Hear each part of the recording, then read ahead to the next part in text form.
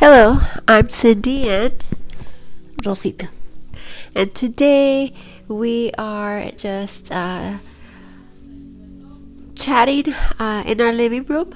We're enjoying this video. It's the ocean and it's set to relaxing music. So it goes to show that if you need to connect to nature in one way or another, it's sometimes at the tip of your fingers.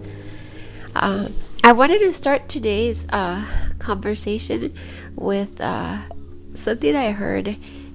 I heard it in this upcoming movie, and right now I can't remember what this movie is. But it's upcoming. I think it's in June or July.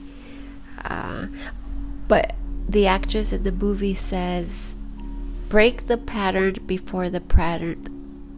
Break the pattern before the pattern breaks you." I have hiccups. I'm sorry. Another bracelet? It could be, but I thought it was powerful. Oh God, there goes the hiccups again. Break the pattern before the pattern breaks you. So, what do you think of that? And the movie has to do with domestic violence. But I mean, it's applicable to us, to life, in more than one way. So, what do you think about that? Break the pattern before the pattern breaks you. I agree with it. So tell me more.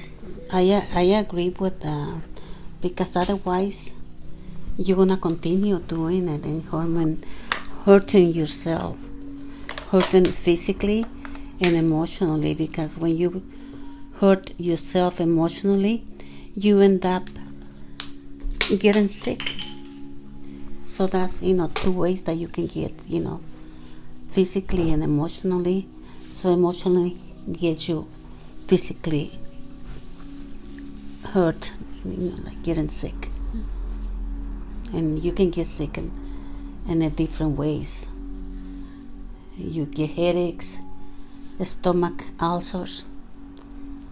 So you're focusing a lot on like the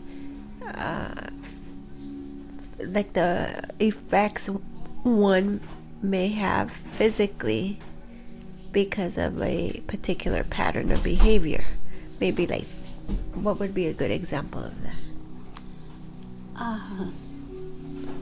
Like, for example, if you have problems with your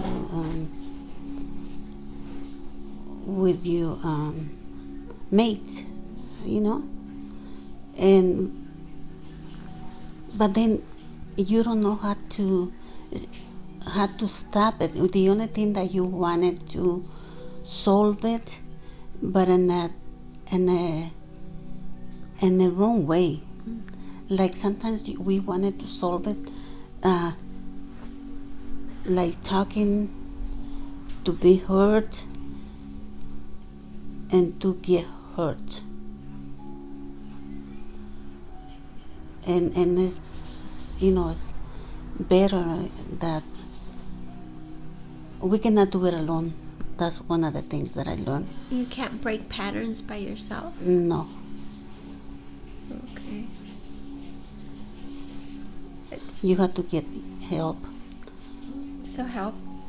Okay. Sometimes you hit the button at when you are ready, the pattern hit, got you. Mm-hmm. And then you realize, but sometimes it's kind of late. Well, something that I learned about patterns of behavior is that it's learned over time. It's so our characters, our patterns of behavior are developed as children, right? As babies. Mm-hmm. And the experiences we go through in life can affect our character. It can affect our patterns of behavior. And what I learned is that those patterns of behavior are difficult to undo over time. And you're right.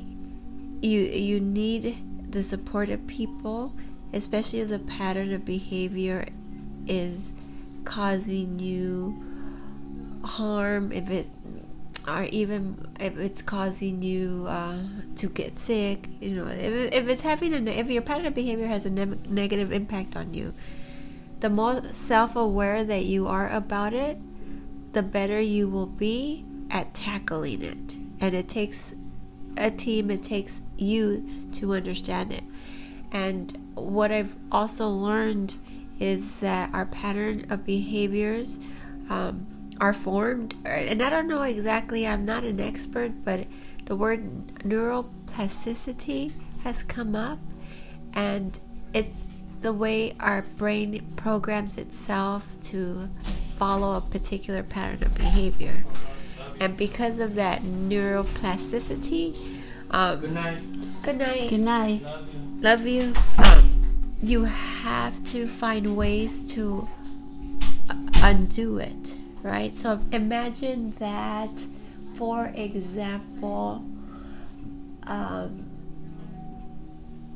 let's say that you're right-handed, right? Mm-hmm. So your brain picks up things and uses the right hand to write with things, and that's your pattern of behavior over time. Mm-hmm. But let's say one day somebody says, you were never a righty, you're actually a lefty, but we made you a righty because we just favored the right hand and wanted you to be a right-handed. So now your brain is programmed to write with that right hand. But then your brain is saying, wait a minute, if I was meant to be a lefty, then how do I, work that, right? How do I undo what I was already done? And so what it takes is trying to figure out, when did that pattern of behavior begin? Why did it begin? What does it make me feel? How does it cause me to react? So, for example, if there are people out in the world who build walls to protect themselves, mm-hmm. the question would be, well, why do they do that, right? Why do you build a wall to protect yourself and keep people out? So sometimes people may say, well, I'm afraid of getting to meet others because if I do, I'll get close to them and they'll hurt me. The question then is, well, why do you think they're going to hurt me? Because they'll leave. What makes you think they're going to leave? Well, people always leave. And then so you're like, well, can you think about a time that, you've lost someone's left you that's causing you to feel that, right? Mm-hmm. So then the whole reflection starts to happen. So if I have a wall up, I'm keeping away from people. I feel alone. I feel safe, but it sometimes feels lonely and sad. And the reason I'm keeping people away is because I'm afraid. I'm afraid to get close. I'm afraid to connect. And if I'm afraid to connect, then how am I ever going to build relationships? And I'm afraid to connect because I feel like they're going to hurt me because they leave. So that makes me feel abandoned, right? Or rejected.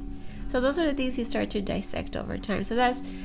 So when I heard break the pattern before the pattern breaks you, I thought about, like, if we have patterns of behaviors that are keeping us from loved ones, or keeping us from building relationships, or keeping us from trying something new in life, because somehow throughout our life we encountered certain challenges that made us say, wait, no, this is how my body's going to protect myself from X, Y, and Z. That's what I thought about. Does it make sense? You look very lost in thought. You're very pensive. Yes, it's because what you just mentioned is that, like, when you put the wall, I already went through that, and didn't work. Okay, didn't work because you feel you don't let anybody in. And also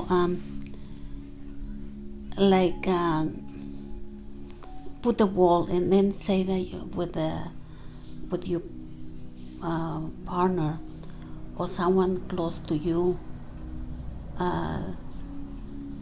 Also, you close that also. But then when you had to get that wall out of you by loving yourself. Because sometimes what happens that we expect and we want the other ones to love us. So and in order to change, you have to love yourself. You have to love yourself. First, God. You have to find God in the first place. But you have to find, you have to really, really love you in order for you to be free at that behavior pattern. Agree. So that goes to, or that's tied to this being self-aware. Knowing why you are the way you are with a particular pattern of behavior. So you mentioned that you had a wall up, and you realized that was your pattern of behavior to protect yourself from people. Yes, but I was not protecting myself. I was hurting myself. So how did you realize that was a pattern of behavior you had to protect yourself, and how did you break it? Like, through your faith, or and in addition to your faith, what was the realization for you? That the faith in the first place, but and then after, when you love yourself. So when did you reach that point that you knew you loved yourself enough to break the wall down? Oh, let me show you. It's been it was late in my life, not late in my life, okay, because it's never late, but it took me a long time. So can you think about it, like a year or age? Oh, no, more years. Like, but how old were you? I was still single. Yeah, I was still single, and I felt insecure, and because I don't want people to. So you went into your marriage? Hmm? You went into your marriage without having a wall up? No, I went to my marriage with a wall up. Okay.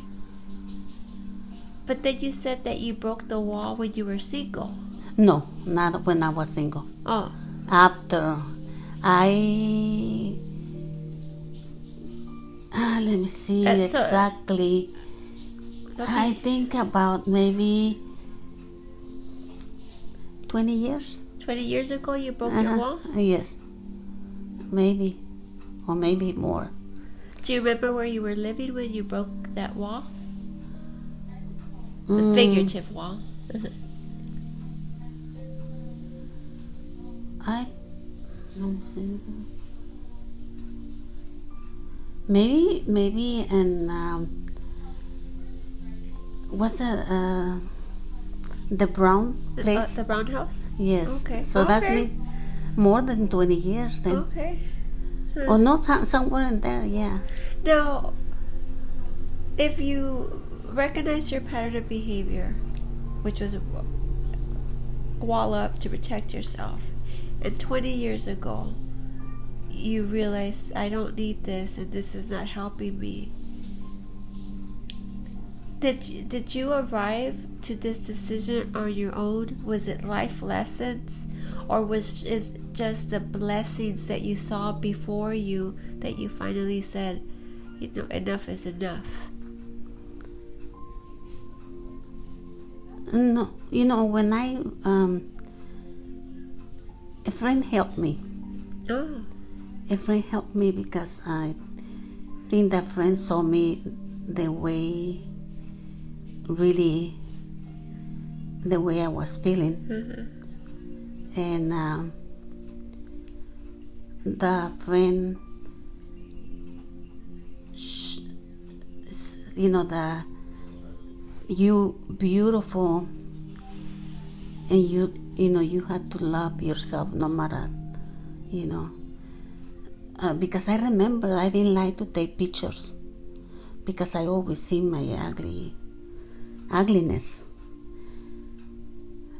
and I realized that I was not, I'm not beautiful, but I was not. But see, you got to break that pattern too. Yeah. What you just said, I'm not beautiful. No, oh yeah. Well, I'm pretty. Yeah, there we go. Yeah. Amen. Amen. But not like, you know what I mean. You're still comparing. Don't compare. Don't. If you love yourself as you are. But the only thing that I like, that's the one that was where I'm going. Sometimes I take my pictures and selfie, and then I come out it doesn't matter. Right. My hair like this, and I laugh about myself, but I laugh in a good way. Yeah, okay. And look at me, We're our own worst critics. Yeah. But I don't criticize myself. Like, oh, I don't like this picture. You laugh at yourself now. I laugh at myself. You have some humor to it, some lightness. Okay. I think about Captain, who's right here falling asleep. I think about his pattern of behavior, and it's interesting that he came into our lives because he's a rescue dog. We don't know what his story is. We don't know exactly what he went through. But I do know that when we got him, he was not trustworthy. Mm-hmm. He didn't want to eat the food we were offering. And he, till this day, doesn't like to be hugged or held. No. And some puppies do. Most of them. Some are they are, and he shows his affection, I think, by the licking. He mm-hmm. licks our hands or our legs. But like I would say, his pattern of behavior is lack of affection. Yes, I agree with you. And I say that lightly because he has his way of showing affection in his own way. But the hugging, not really, and not at all. But but now he stays longer. Yeah, because he's just tired and older. Yeah, he's so not. Makes me wonder, how he developed that. I mean, was he never exposed to hugs? And if he was he held too tight, or somebody hurting him? I just wonder. I think he was hurt. Yeah. He was abused because that broom makes him, when he says, when he sticks like the cane and the broom. Yeah, so maybe loud voices. Yeah. Screaming. Yeah, so it looks, even though we don't know his story, just by his actions and his behavior. But you can see that, he's very loving when he gets, Yes, I can see it in his eyes when he's looking at us. Just the way he's able to relax here when we're all around now, shows that he's more comfortable. Mm-hmm. He is comfortable with us and trusts us. And just the way when he knows when things are happening, and when things are happening, when there's drama going on, or the loss, or the losses we have experienced, it's like he senses the energy, and he's in his own way being empathetic to us, like mm-hmm. tender, and I feel like cared by him at that point, or like being watched. So I appreciate that from him. So yeah. But I know it's late, but I did want to just have this conversation about patterns of behavior, and something to just, sit down with on your own and just reflect. What patterns of behavior do I have that are keeping me from X, Y, and Z? Mm. And And they can be the smallest, darndest thing sometimes, and you're like, wait, that makes a lot of sense as to why I react a certain way, or why I answer a certain way, or why I shut down sometimes, or yeah. So just that we should have that conversation. I was told one time that I was not very affectionate. Like whenever I had a boyfriend, I was not very affectionable. But I think that was one of my ways that protect myself, you know. So you're wall up and not affection. That's something we gotta dissect. But it could be with your upbringing. Were your parents affectionate? You know, those are questions that where you can start the exploration of it. So if you weren't exposed to it, then you didn't learn it. Did you see it? And affection can come in so many different forms too. So some people are comfortable with having affection with hugs and kisses, right? While some people show affection by like giving gifts and stuff. Like for example, I don't know if you like when you walk with your husband, you know, and on the street, would you like to be holding hands or feel comfortable? That's affection. Yeah. You feel comfortable? Yeah, but not that long. It's very short. And me, I was not there. I had to be like free, but I think it was a way of me not getting too close to that person. Yes. But it goes back to the wall, protecting yourself. Yeah. I was not like, you know, no. I'm saying because I have similar reactions. So change your pattern. Yes. You know, and I think I have. You have a lot. I give more hugs more often. Yeah. Isn't that beautiful? Like the dolphins. Well, so, I'm going to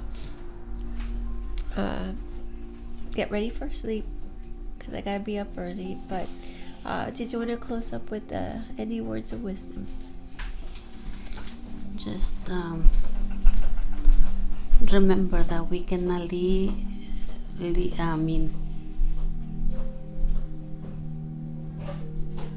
just depend only on God, but not be dependent on anybody, but depend on God. Amen. Amen. Because there's things that, you know, codependent. No. Yeah, that's not the one. So that's in a healthy yes. Way, in a healthy only way. You know, with him. Oh, look at that, so pretty. Hopefully Captain is falling asleep today. Yeah, I think so. Alrighty. Well, have a good night. Okay, have a good night, everybody. Good night.